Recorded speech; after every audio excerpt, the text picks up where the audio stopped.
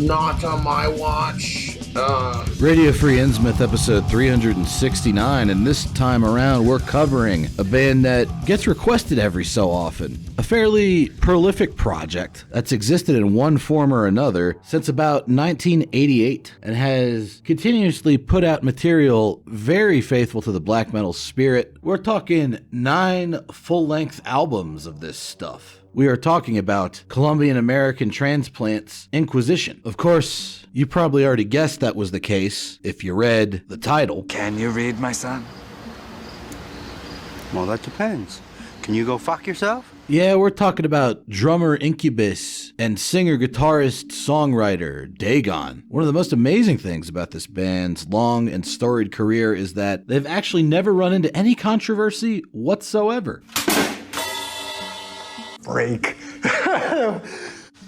No, we can't get into that. Now, normally, here's the spot of the episode where I'd play a bit of maybe my favorite Inquisition song to give you a taster of what's to come if you decide to dig into this band's discography. However, Inquisition has a thing going on with their demo era material of the Soulside Journey variety. You know, there's a lot of fans early dark thrown out there that say they wish they could have gotten another album in the style of their death metal material, circa Soulside Journey. But if we'd ever gotten a full-length album of demo era Inquisition, Man!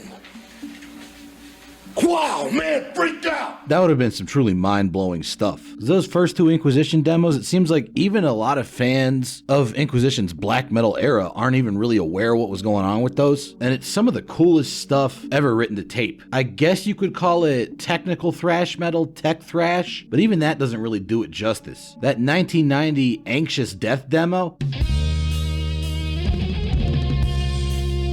it's got this really emotional sort of lead guitar playing to it. Reminds me more of anything else than maybe a dark form of power metal, or really raw epic metal. I'm thinking Manila Road. Don't even know if they were an influence here, but that's the vibe I get from the lead guitar playing on this album. And then the actual fucking riffage starts.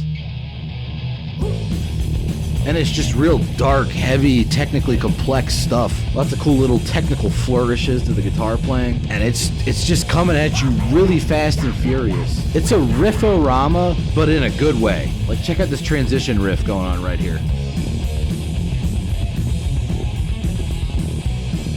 And there's lots of super cool atmospheric touches too, like this utilization of flanger here. It's the kind of thing that the only real comparisons I can come up with for it are the most intense moments of 80s Coroner, or maybe even a band like The Chasm, circa Conjuration of the Spectral Empire or Spell of Retribution, as far as lead guitar flourish integration goes. Like, the vocals are almost not even that important to the music, it's more just about these crazy fucking guitar riffs coming at you all over the place. Anything else is just more of an afterthought. Most of the vocals are just like, ugh, to signal a riff change every now and then. But they also do let up on the gas pedal occasionally to get into some more atmospheric sections like the one you're hearing right now, and this is where I feel like they really transcend that genre of tech thrash into something more. Like, you're hearing these constant guitar melodies, these weird chords. You could see why this band would end up taking a liking to second wave black metal later on. That Anxious Death demo, it's 2 songs, it's 20 minutes long, okay? These are long, complex tech thrash behemoths. And that style would continue into 1993's Forever Under demo in a slightly more concise form. I mean, the songs go from being 10 minutes to 7 minutes. They're still massive. In fact, I would pretty much consider Forever Under to be a full-length album if it wasn't, you know, just a demo. Kind of the same thing going on with those first couple Nocturnal Mortem releases.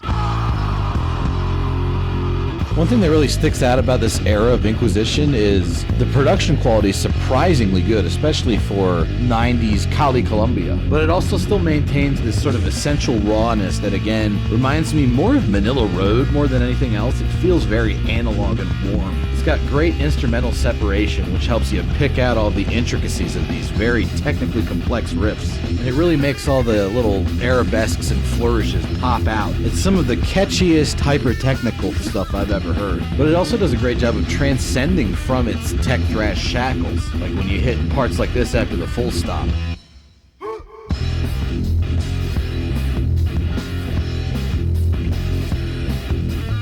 Like, That riff is way heavier than just regular thrash metal. That's some fucking death metal shit, dude. And it's all stitched together with these weird little melodic bits. Definitely some of the most extreme thrash metal out there. And it's a damn shame that more people that are into that sort of thing aren't aware of this era of Inquisition, because I feel like if they were, this stuff would be mentioned up there with Coroner, Dark Angel, Violence, Watchtower, Death Row, Ospid, all the classics. But alas, for all of the tech thrash aficionados out there such as myself, these guys didn't stick with that style for too long, and they ended up going pretty much pure black metal by the time the mid-90s hit. There is one more sort of transitional release between Inquisition's thrash metal era and their modern day existence as a black metal band, that being 1996's Incense of Rest EP.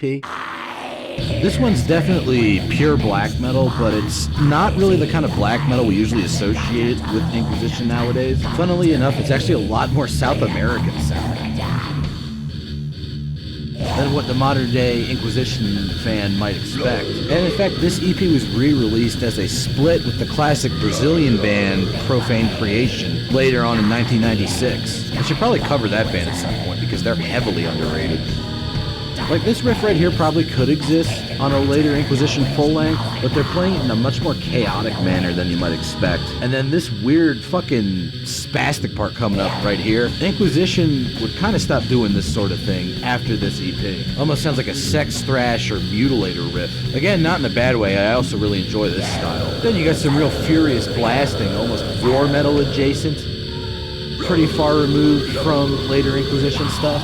But then it gets to something a little bit more familiar sounding. Like this whole waltzy section right here, very much an embryonic form of the full-length album era of Inquisition's sound. I believe Incense of Rest was the final Inquisition release recorded in Colombia. Dagon might already have moved to the US by this point. I wasn't really able to glean that information from the interviews I was reading, but it does seem like there's a pretty hard cutoff between Incense of Rest and then full-length album era Inquisition, which is itself a very unique beast. Dagon might be one of the only kind of old school thrashers I can think of that sort of skipped death metal and just immediately transitioned successfully into being a second wave black metal band. Off the top of my head, the only other similar situation I could think of is Steve Scully Shoemaker from Hallows Eve jumping right into Lestragus Nosferatus, but you probably wouldn't know anything about that. Unless you watch Radio Free Infinite episode 221, all about Aurora Borealis and their various and sundry connected bands. Then you probably know all about that shit, and you're a gentleman and a scholar, and probably pretty effective in the bedroom. Point is, Dagon, the main composer behind Inquisition, has a fairly unique perspective on this whole black metal thing, because you got this guy who spent the better part of the 90s playing stuff like this, taking a crack at this whole second wave black metal thing. You're gonna end up with something pretty unique sounding, something that combines that thrashy technicality with the paradoxical songwriting complexity and sonic primitivism of 90s black metal, meaning you're getting stuff coming out sounds like this.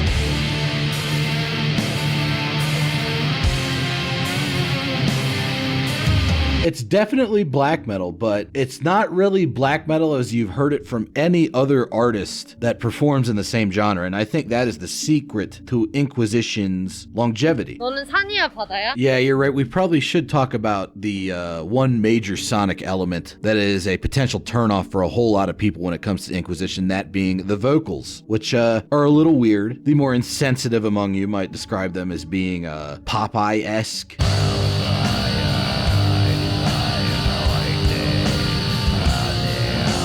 But I mean, that's probably coming from the same type of people that describe death metal growls as being Cookie Monster vocals. You know, morons.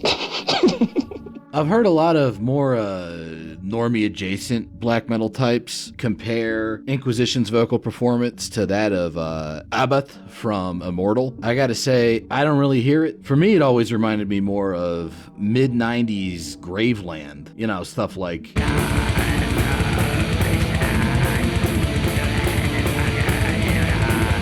And indeed, Dagon himself constantly name-checks Graveland as a major influence in interviews. Now, as to why all the more regular black metal people out there go for the Abbott comparison over the Rob Darkin one, I don't know, I guess they just lack in media literacy. Hi-oh! You are correct, sir. The Graveland influence isn't just in the vocals either. I mean, you take a Graveland riff like...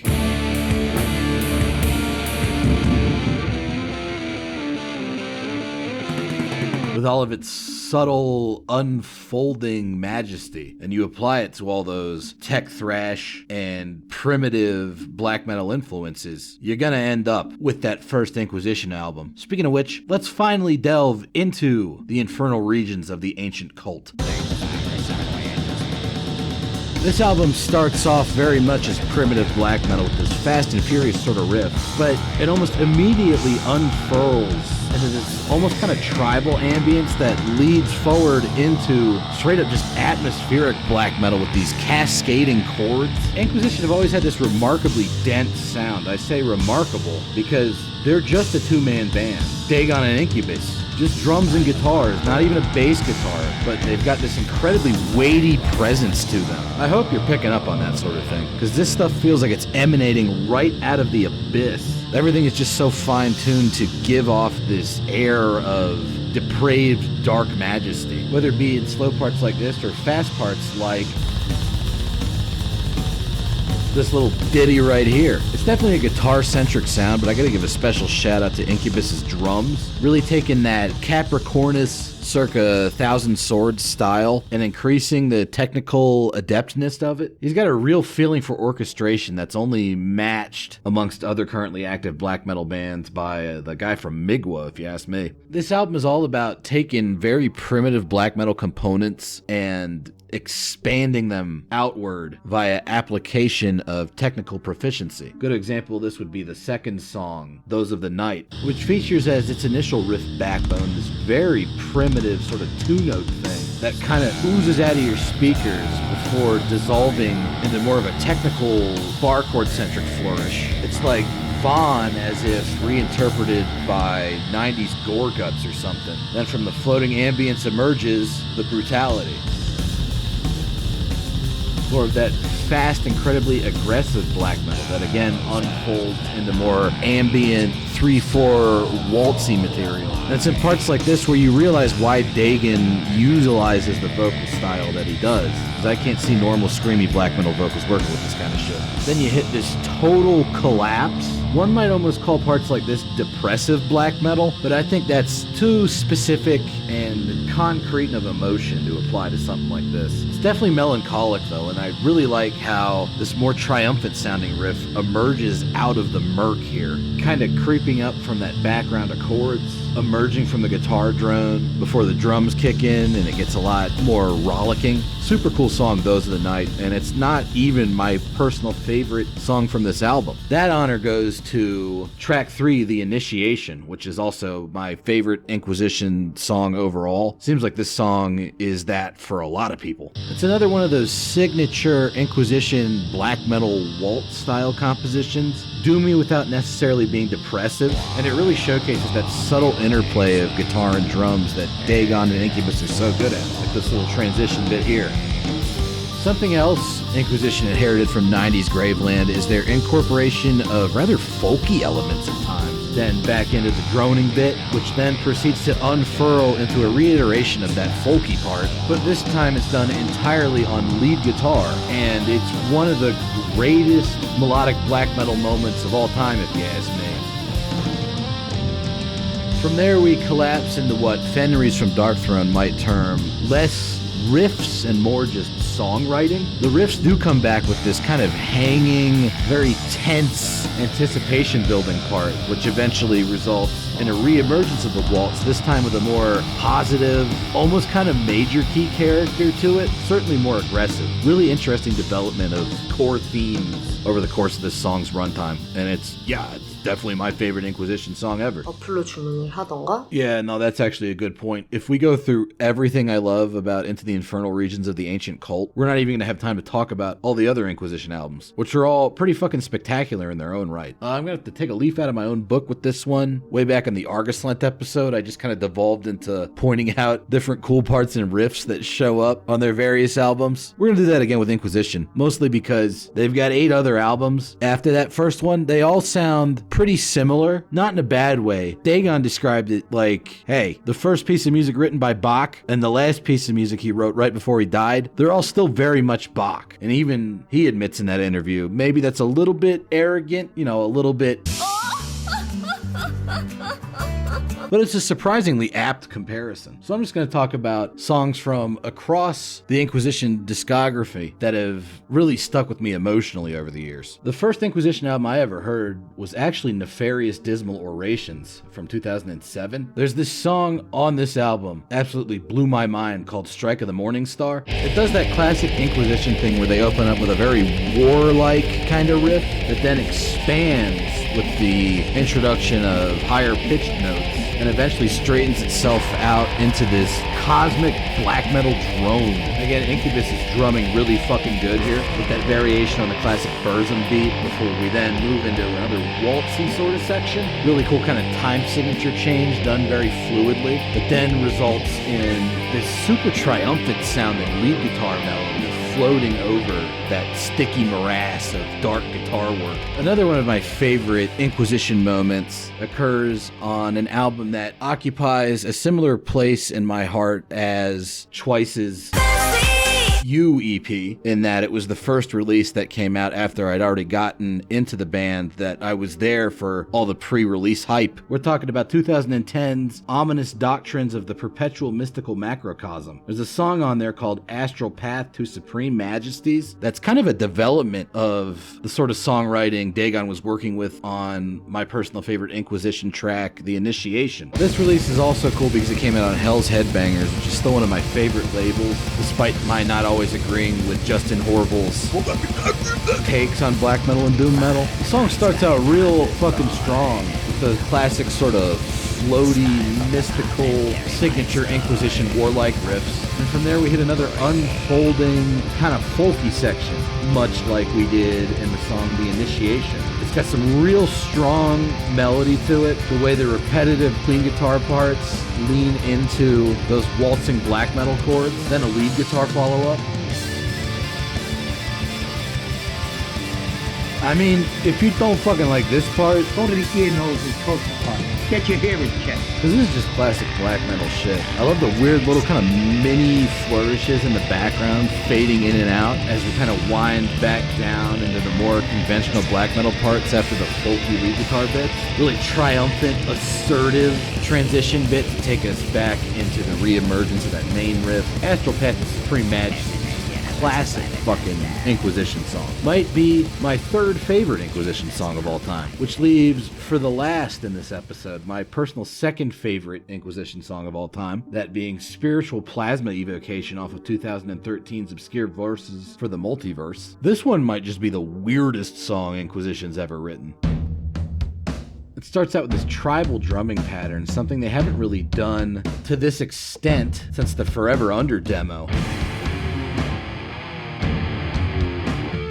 Then whatever the fuck this riff is starts happening, and it's just fucking weird. This bendy fucking monstrosity of a guitar riff working perfectly with those super heavy tribal drums. Things do kind of get normalized as we get farther into the song. It turns into a more conventional Inquisition style black metal waltz. But it goes back to being strange pretty quickly. Bringing back that sort of weird stop-start bendy guitar riff feeling. Again, a big part of why this works is Incubus's drumming, leaning in with those double bass accents.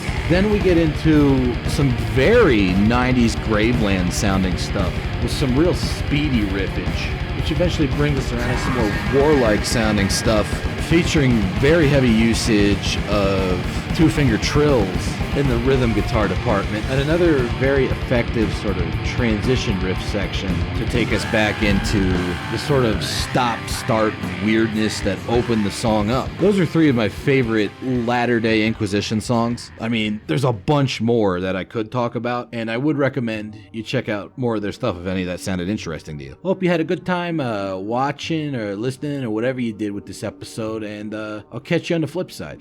Go back to your boy, King Cobra. Go back to your fucking boy, King Cobra.